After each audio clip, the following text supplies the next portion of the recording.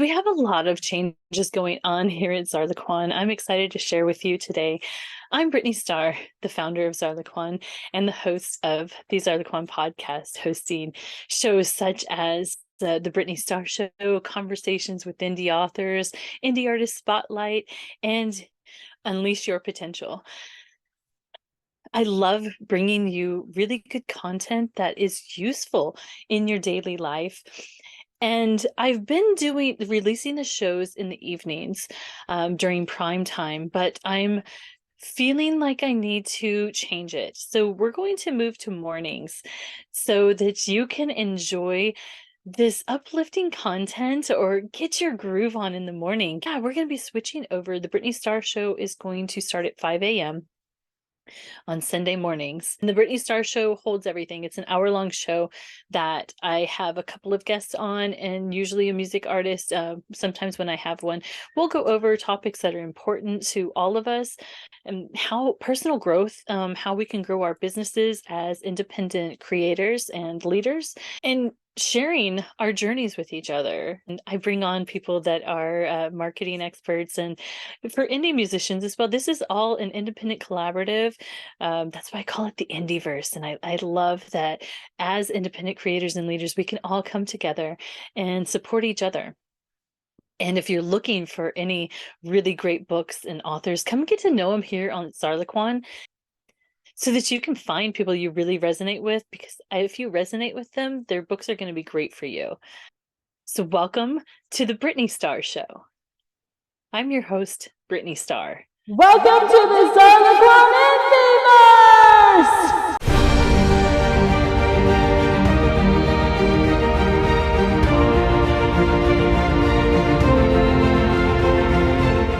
Welcome to today's show. I am your host, Brittani Starr, and today joining us is Terry Tucker, a motivational speaker, author, and unwavering beacon of resilience.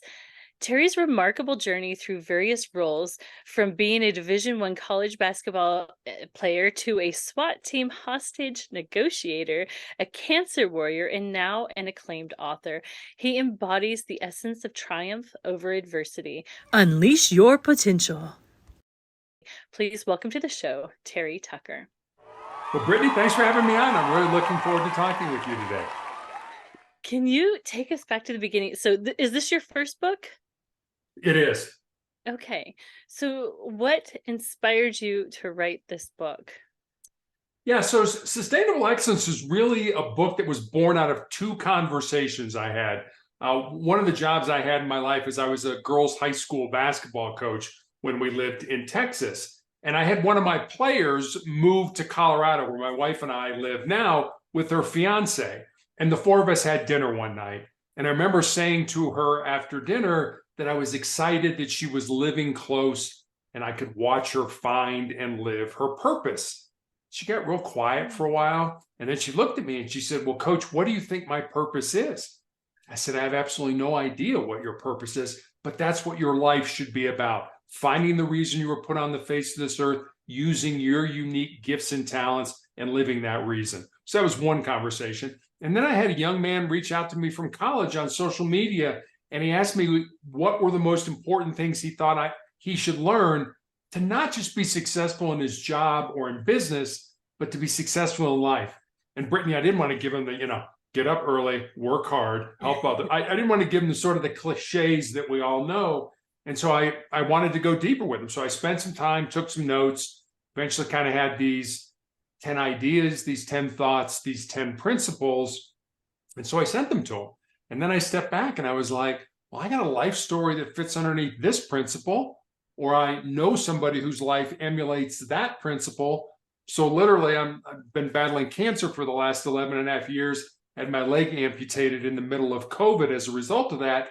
And while I was healing, I sat down at the computer every day and I built stories. They're real stories about real people underneath each of the principles. And that's how Sustainable Excellence, the 10 principles to leading your uncommon and extraordinary life, came to be. So so living your life purpose.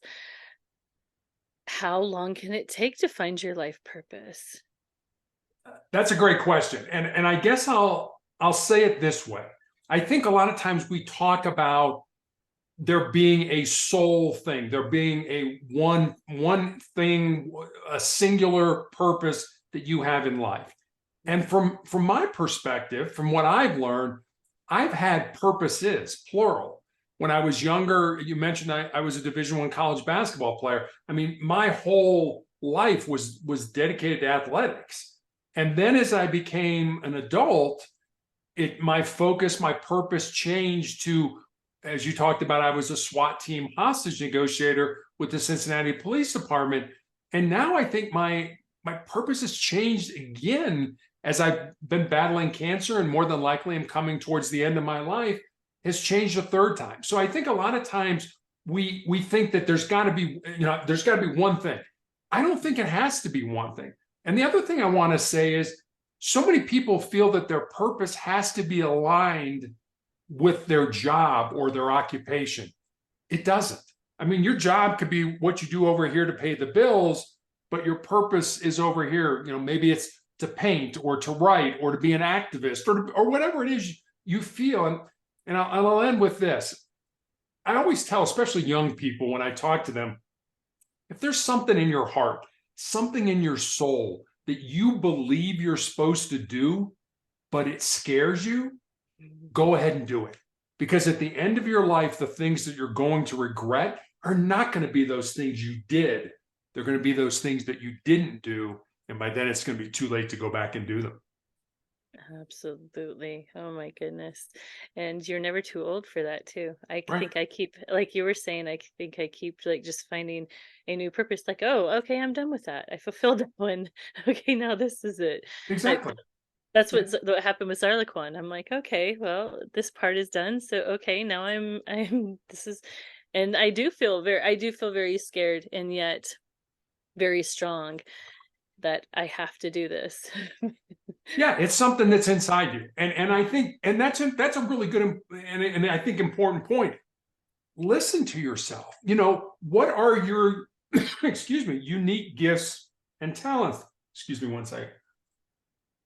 What are those unique gifts and talents that you have? I mean, if you told me that, Terry, your purpose is to be an accountant, I'd tell you were nuts, because I'm not terribly good at math.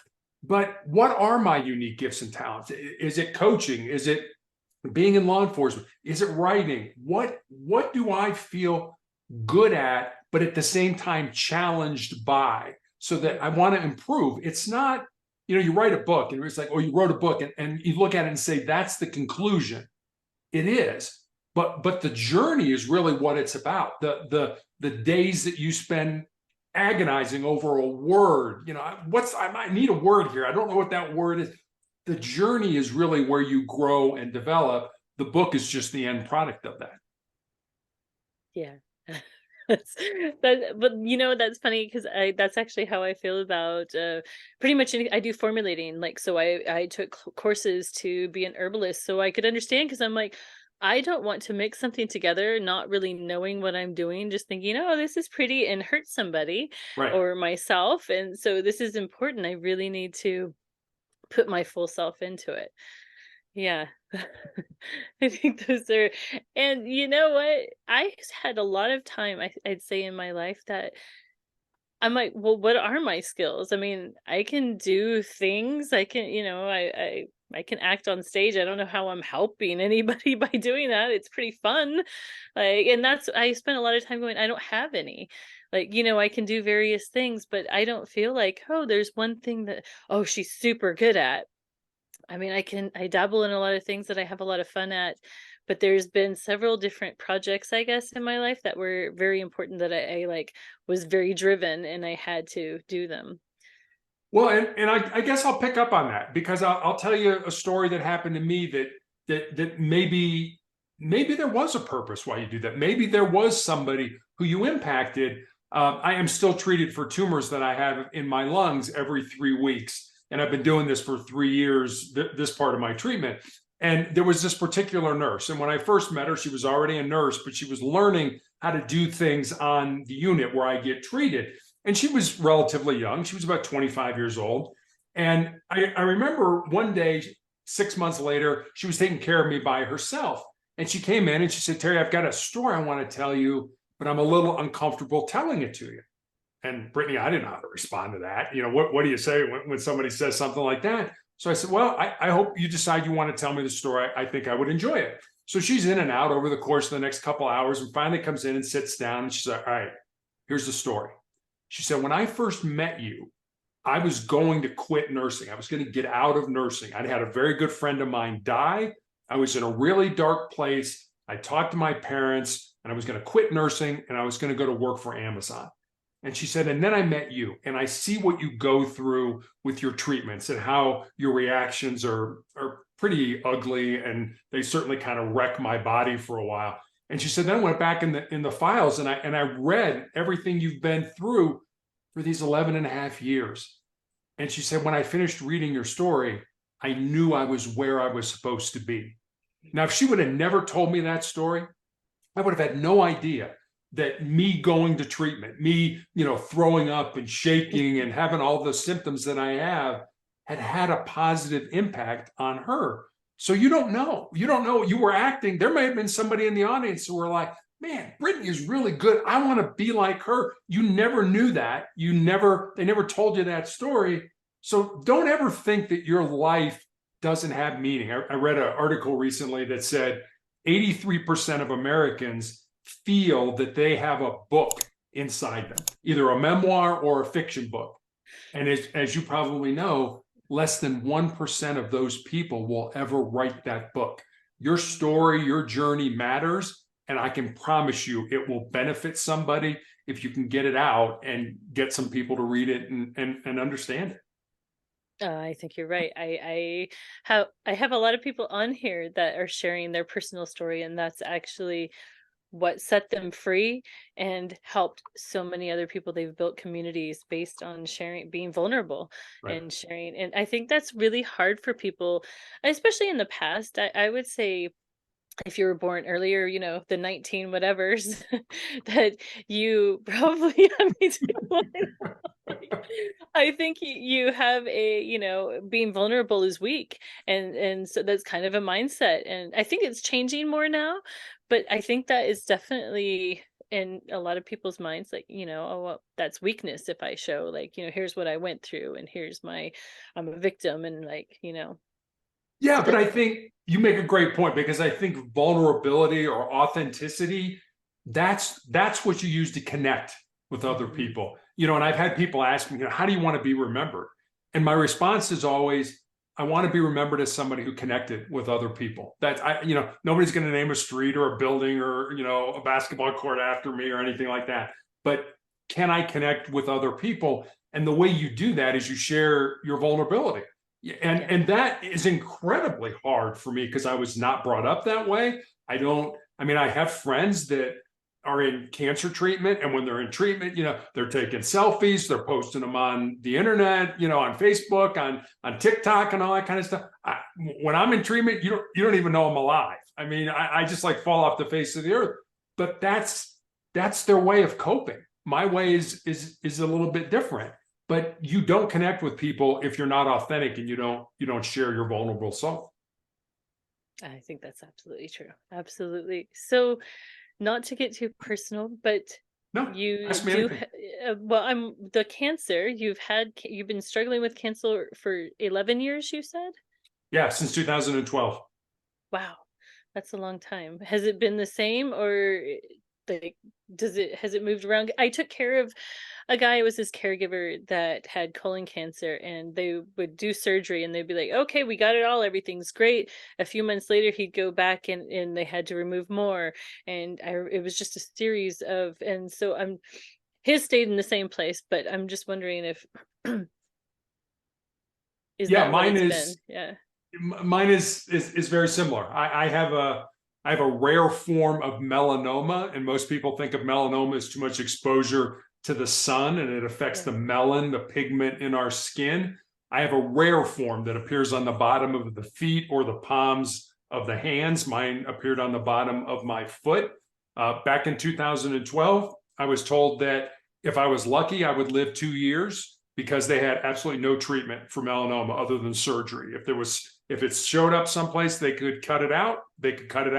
and they would cut it out. Otherwise, it was like, sorry, there's nothing we can do for you.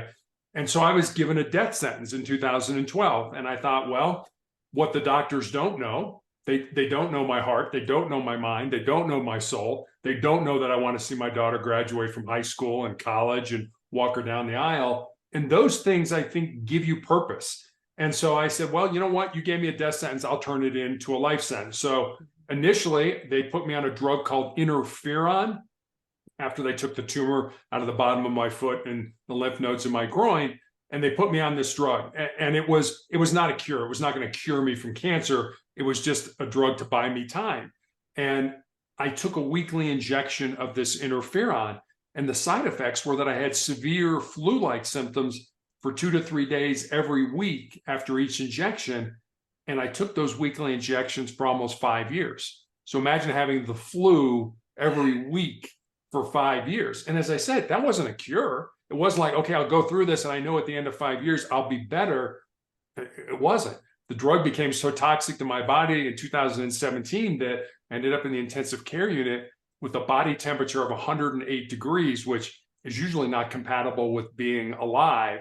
Somehow I survived that, but I had to stop the interferon. And almost immediately, the cancer came back in the exact same spot on my foot where it had presented 5 years earlier. That necessitated the amputation of my left foot in 2018. Cancer worked its way up my shin, up my leg, into my shin in 2019, 2 more surgeries. And then in 2020, right in the middle of the COVID pandemic, I had an undiagnosed tumor kind of in my ankle area that grew large enough that it fractured my tibia, my shin bone. And my only recourse, literally in the middle of that pandemic, was to have my left leg amputated above the knee. And I found out I also had tumors in my lungs. So it was still melanoma, but it had progressed. And my doctor always told me, when we found out initially that you had cancer, wherever the cancer was in your body, it was already there. The problem with imaging, MRIs and CAT scans and things like that, they can only pick up a tumor the size of a garden pea. So that's about 1 billion cells. And so what he was telling me was, in 2012, the cancer was in your lungs. It was just too small for us to see. So when it grows, kind of like the person you took care of, yeah, we got it all. Well, you really didn't, because it was somewhere else, but it was too small for you to see. But then when it got big enough, you could see it and you cut it out. So that's kind of the progression at least from my point with cancer. Can we talk about how that changes your mindset? Like, has that altered? I mean, I would assume that it has to alter your mindset to being told that you have a death sentence. And like, how do you go about life differently now? Yeah, it's funny. My wife tells the story much better than I do. But when I was initially diagnosed, the oncologist pulled her out of the exam room. She's like, can I talk to you out in the hall for a minute? And I'm the patient. I'm like, what do you mean? Why are you talking to her? I mean, why aren't you talking to me? And she said to my wife, she said, he's probably not going to live 2 years. When I tell him that, is he going to be okay with that? And like I said, she tells it better than I do. She laughed at her and she said, oh, you have no idea who you're dealing with. Go ahead and tell him that and see what happens. So, it was, I guess, Brittany, I look at it this way. I was an athlete most of my life. I was in law enforcement. I was a negotiator. I was on SWAT. I did all these things. And, when you can't do what you're good at anymore, you do what's important. And I think that's where the mindset has changed, where the things that, was playing basketball important? No, I was good at it. And so I enjoyed it. And so it was fun to do. But was it really important in life? And I think now I understand the importance of family. I mean, my parents taught us that. My brothers and I taught us the importance of family, of loving each other, of caring for each other, of supporting each other. And I think my wife and I have done that with our daughter. And so you focus on the things that are important in life. And I don't worry about dying.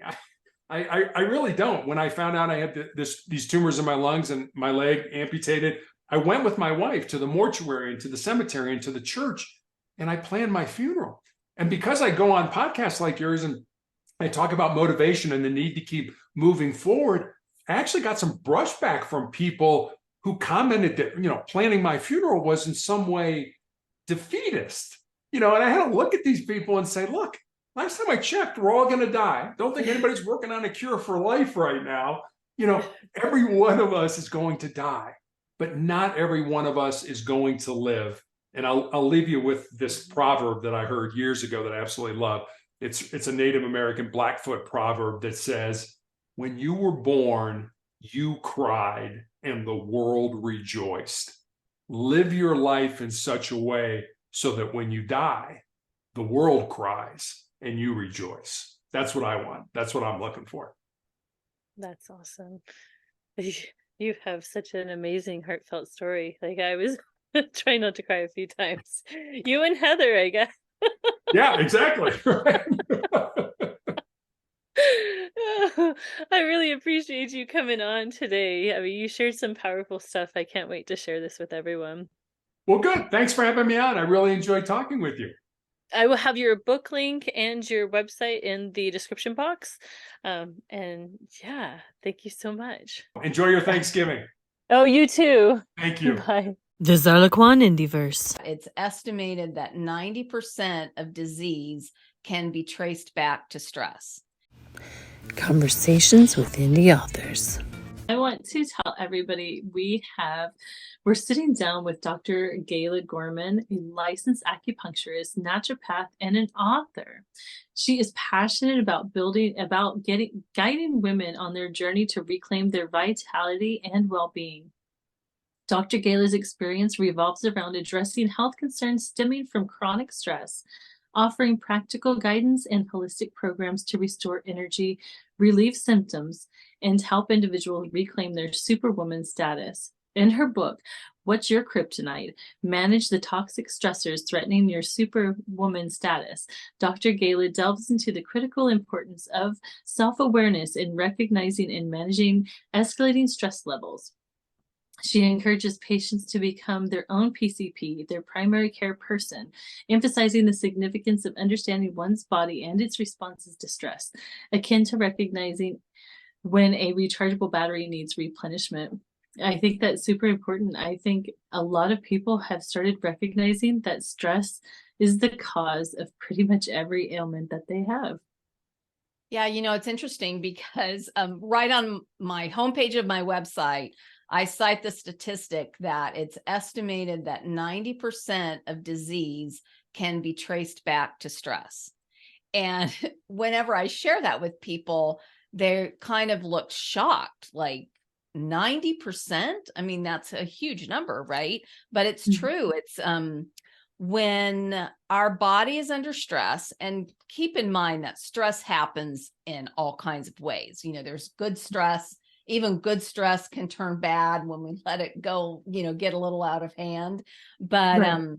But when we're under stress, our body doesn't know the difference. All it really knows is whether it's prolonged or not. If you stomped on the gas pedal in your car and never took your foot up and hit the brake, something bad would happen, right? And that's kind of what happens when we're under just chronic nonstop stress. Our body's just constantly revving on overdrive, and internally our systems are designed to free up resources to make that extra energy you need available. And so essentially your immune system gets taken offline, your digestion slows down, all these functions that need to be working properly to rest and digest and regenerate just simply don't work when we're under chronic stress. And so people really have to learn to understand or recognize the signs that their body is sending them that stress is becoming toxic. Oh, that's a good point. What are the signs? And I think it's important. How do you deal with stress? How do you take things on? Because two different people can go through the same exact thing, and they will take it on completely differently. Maybe one's not stressed about it while the other one is. So is there a conversation? How are we taking things on? And then what do we do with it? How do we change that narrative in our own mind of, I'm taking this on stressfully, or instead of, you know what, that happened and now I can move on, and, things happen. There's a whole difference in attitudes. So that's the causer of stress, is how you're taking things on. Yeah, one of the examples that I like to cite is it's not necessarily something I like to cite, but I think it helps people kind of understand how different people manage things differently. So one of the people that I work with, one of our members, she just desperately wanted to release some excess weight that she had built up. And it's really common for women to accumulate weight when they go through a stressful period. This process of all of our regeneration not happening and digestion slowing down and everything just tends to accumulate weight fairly quickly. And so she and her husband had gone through this stressful period, and they had both gained a lot of weight. But when they got through it, her husband fairly easily just reversed course and dropped the excess weight, but she couldn't do it. Her body was just clinging to the weight. And I had to work with her to kind of peel it apart and figure out what was really going on. But she had been put on antidepressant medication, and these medications are known for making somebody gain weight. And so it's the chemical toxicity and how it changes the way your body processes things that tend to lend itself to that happening. But in order to be able to reverse course, she couldn't just quit taking the medication. That's not advised. Medication is extremely strong. And once you've started taking it, your body has become accustomed to relying on the medication for certain functions. So I never recommend somebody just stop using a prescription medication. That needs to be worked through with the prescribing physician. But she needed to work with some sort of psychotherapist, some sort of counselor to help her deal with the grief that she was experiencing. She and her husband had lost their adult son due to a chronic long-term illness. And he had passed away, and it had been an extremely stressful period that they had gone through as his caregivers. And so, understandably, it was very traumatic, and she needed help to work through it. And it's common for medication to be prescribed and not address it in a more long-term sustainable way. And so, she may have needed medication in the short term while she was going through counseling therapy to help her work through it, so that she didn't need the medication long-term and her body didn't become as dependent on it long-term, which would have made it easier to get off of it. So it was quite a snarl that had to be unraveled in order for her body to start cooperating. But it gets really frustrating. Just, two people under the same roof have a very different experience with whatever kind of toxicity is in the environment. And so, that's kind of an extreme example to highlight what you pointed out there, and that is that that everybody deals with it differently, and men and women in particular.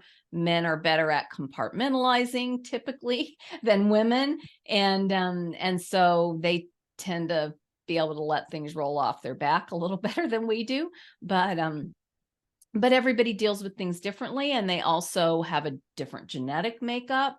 They have a different just overall microbiome makeup and emotional makeup from the experiences that they've had in life. And all of those tracks have been laid down in our consciousness, and every new experience coming in sort of goes through those filters to figure out how our body's going to deal with it. Well, is there a way to change how we deal with it? Like, so that's probably a whole different topic. I'm like, is gaining weight, is that always an emotional thing that you're taking on? Or are there other factors to that? And then what do we do when we notice our body is taking on a stressor in a negative way? How do we reverse that? How do we go, okay, I want to not take it on this way. I want to take on, use this in a healthy way. How do you reverse it? How do you change it then? So the way I explain it is that any unwanted symptom, weight accumulation, would be an unwanted symptom for just about everybody. There's a handful of people that are trying to gain weight, but for every one person that's trying to gain weight, there's about 1,000 that are trying to lose weight, right? So let's just take weight gain as an example. So there are a very small percentage of the people that truly are massively overeating, literally just think of those like hot dog eating contests or something, where somebody's just like, pouring in food, and imagine doing that, most days. Of course you're going to gain weight, that would be expected, but most people don't do that. And a lot of people who would be considered overweight even may eat less because they're really trying to manage it. It's just their body's not responding. And so what tends to happen is that there is some type of toxicity that's built up that then the combination just sets it up so that the body can't process even a reduced amount. And then what happens is people are trying to restrict calories and that sort of thing. And calorie restriction is a race to the bottom. If your body, let's just say you go on a 500 calorie a day diet, and obviously not sustainable, but let's just say you did that because you're just, determined to lose weight. If you go on a 500 calorie diet, that will work for a week to a month or so while your body is adjusting. And then once your body adjusts, your body will just adjust to living off of 500 calories, which is the reason why it stops working. And so, so it just is important to recognize that when you see signs, whatever they are, whether that is signs of digestion, a digestive disturbance, skin issues, weight accumulation that's not explained by overeating, those sorts of things, headaches, chronic frequent headaches, insomnia, all of those symptoms are just that. They're a symptom of some underlying problem, some toxic buildup. And if you don't address the toxicity, then all that's going to happen is you're going to end up playing whack-a-mole with symptoms. You kind of beat one symptom into submission and another one pops up. Yeah. Yeah, well, a couple of things come to mind. I think you described a lot of the population of the United States. Just in all those symptoms, I'm like, okay, yeah, that's like almost everyone. That's pretty much everyone's complaints. And so does the toxicity, is it a physical toxicity, like I'm taking on some kind of toxin, or is it emotional, mental? So I have a process I call the metabolic energy system assessment, and I evaluate 12 categories of toxicity. So emotional toxicity is one of the 12 categories. It tends to not be the only reason. It can be if it's severe, but it tends to not be the only reason. It tends to be kind of like the extra straw that broke the camel's back kind of thing. There are typically some forms of chemical toxicity or bacterial toxicity or parasitic toxicity or viral toxicity, some sort of toxicity that is built up in some combination that that your body is managing. Our bodies are incredibly well designed and manage things until they can't. And so when you see signs and symptoms of something going wrong, most people look at that like that's the first time they're seeing it. And so they're not really worried about it. But I like to caution people that by the time a symptom shows up, there's a lot going on beneath the surface. So when the symptom shows up, rather than just beating the symptom into submission, you need to take it seriously, because it's a sign that your body's overwhelmed and can't manage it any longer. Wow. So a lot of us haven't been doing that. Yeah.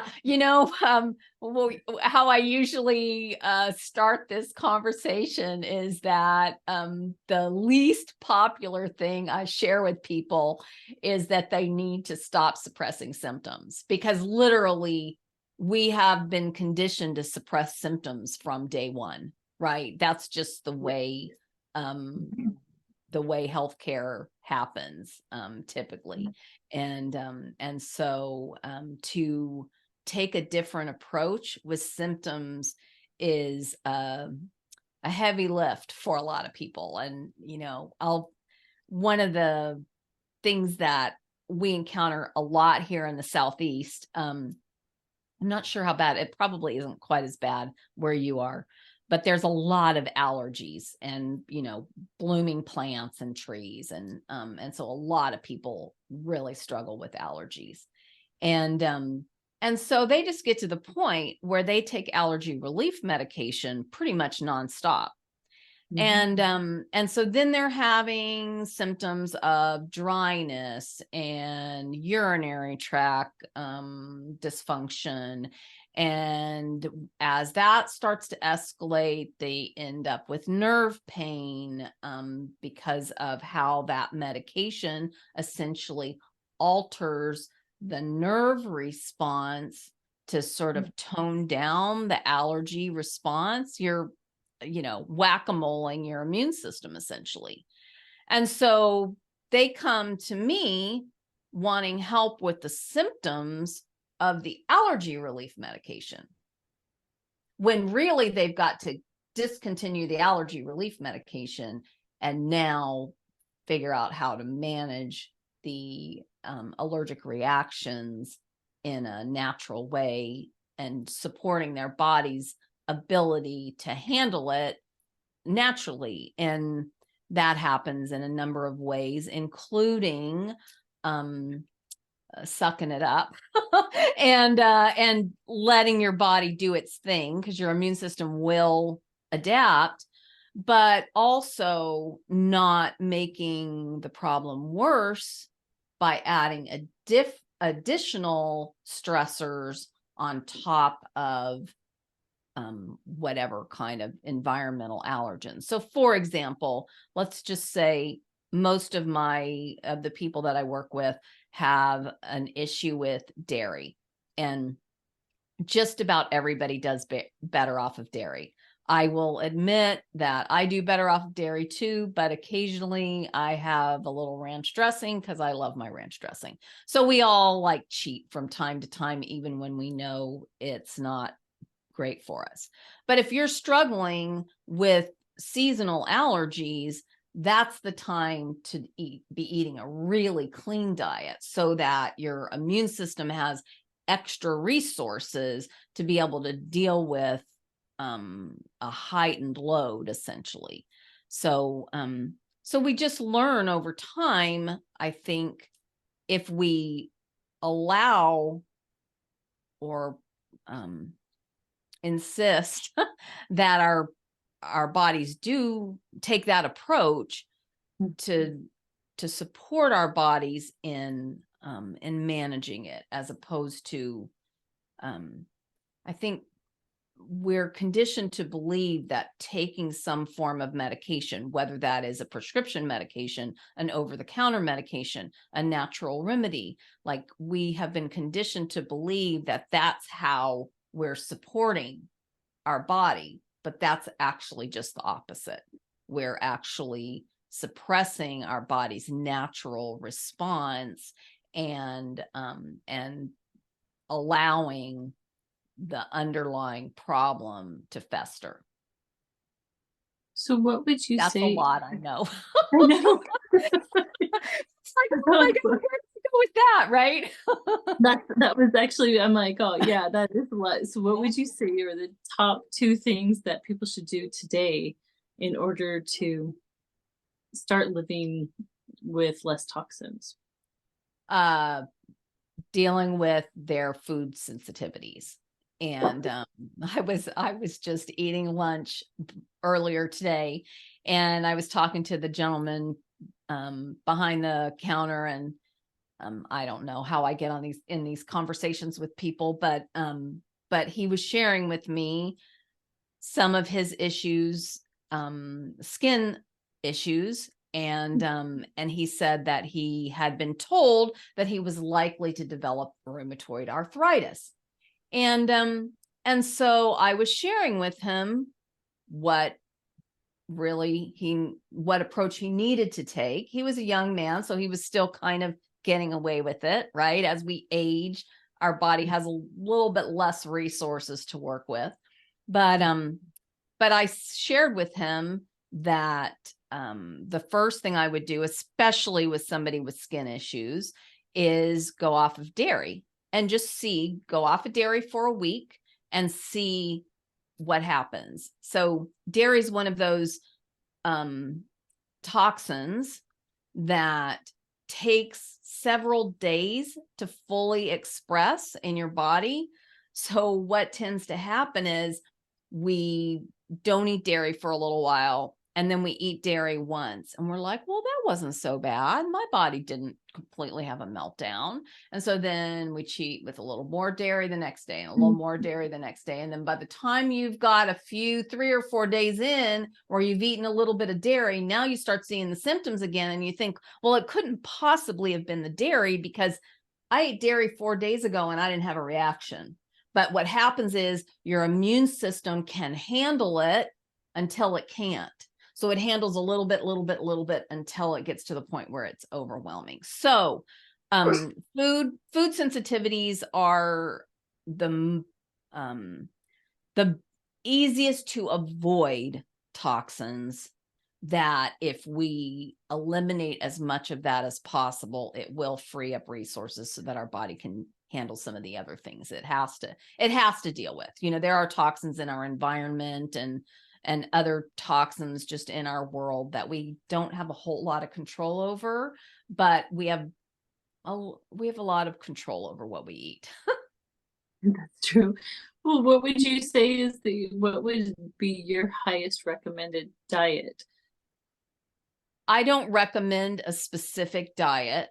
I recommend that you eliminate types of foods that if you don't have the means to run a formal test, and the really good tests for food sensitivities are expensive. So I always recommend to people that try the DIY version first. And that is just, if you're coming through my fasting challenge, the sort of first layer of fasting is we're going to, for a week, eliminate dairy, gluten, yeast, sugar, and alcohol. And with those 5 things, there's a lot of overlap. Like you'll find that there's a lot of yeast in alcoholic drinks. There may be a lot of sugar in alcoholic drinks. There may be yeast in things that have gluten. There tends to be a lot of overlap. So when you are looking at your diet and what you're consuming, you look at those 5 big things and you say, okay, what can I eat of the things I love that I can enjoy and eliminate all of these 5 things for a week. And then just see how you feel. Yeah. That's the starting place. And then you have to do it for more than a couple of days, because a couple of days it doesn't establish a habit. But if you can manage it for a week, it will force you to find substitutions that you still like that get the job done. So then as you come out of the week, you can look at it and you can say, well, yeah, that wasn't so bad. I can live without that. Like, maybe in the past you ate dairy twice a day, every day. And now you found a couple of substitutions and you find that you can eat dairy only once every other day and you're okay with it, so it helps you create a container that forces you to pay attention and to really look at what you're consuming and to say, is that worth it? That's awesome. Thank you so much. Can you tell us where are you most active online? So my website is drgala.com, and that is drgala.com. If you go towards the bottom of the homepage, you'll scroll past an easy way to get a hold of my book on Amazon. There's a link there. And a little bit further down, there's a form that you can fill out to subscribe to my newsletter. I send a newsletter out to my list, typically most Sundays, just to kind of give you an update on what I'm working on at the time. And then at the bottom in the footer, there are all the little badges from the different social sites, and whichever social site you are accustomed to hanging out on, I'm sure you will find me and my presence there. I guess your social media is very uplifting. I suggest everyone follow her. The links will be in the description box below to make it a lot easier as well. Right. Thank you so much for coming and sharing all this. There's a lot of information. People might have to watch this a couple of times just to get, just to soak it all in. Yeah, it's a lot. I really suggest that you do subscribe to my newsletter if that is something that you are open to, because it does help to kind of have the message reinforced regularly. And I do try to offer some empathy and soothing, because I do realize that this message is a disruptor for sure. This is a different approach. Right. Yeah. It is a different approach. It's kind of almost the opposite of everything. I honestly remember, it's a funny story. My mom made everything homemade. Like if we said we wanted a hamburger and French fries, she's chopping up potatoes, and that's just, and we're like, man, we meant Jack in the Box, but it was always homemade food. Yeah. But I didn't actually really understand that there was a difference between eating a McDonald's hamburger or my mom's hamburger. Like, what's the difference? I didn't understand that for many years. So then, even if you buy, because potatoes aren't necessarily bad. I'm not anti-carbs. But if you buy frozen potatoes in a bag, a lot of times, like as a preservative, and so that they don't stick together, because, potatoes are moist, they dust them with things that would be considered preservatives, would potentially have gluten in them. So a potato that was a gluten-free thing, that even if you fried it in a healthy fat, might not have been too bad for you. But when you go to the restaurant and the potatoes look like they've got some sort of coating on them, those French fries might taste really good, but they are not doing a whole lot for your insides. Okay. So I didn't even think about that, because you can buy hash browns at the store and they don't stick together. And you're right, whenever I do it myself and put it in the freezer, they do stick together. Yeah, just take a look at the label on the bag, and if it really is only potato, then no worries. But typically you'll find that there are other ingredients in there that you're like, really? I thought this was just potatoes. Yeah. So staying on the outskirts of the grocery aisles is the better way to go. Yeah. Thank you so much. Thank you for your time. Thank you for being here. I really appreciate it, and sharing your message, and sharing what you do on social, because it is uplifting and I appreciate it. Brittani, thanks so much for having me. Happy Thanksgiving. Happy Thanksgiving to you. And remember, as always, stay magical, my friends. Thank you for joining us on this enlightening episode of the Zarlequan podcast. Remember to subscribe to our newsletter so you never miss a beat. The Zarlequan Indieverse.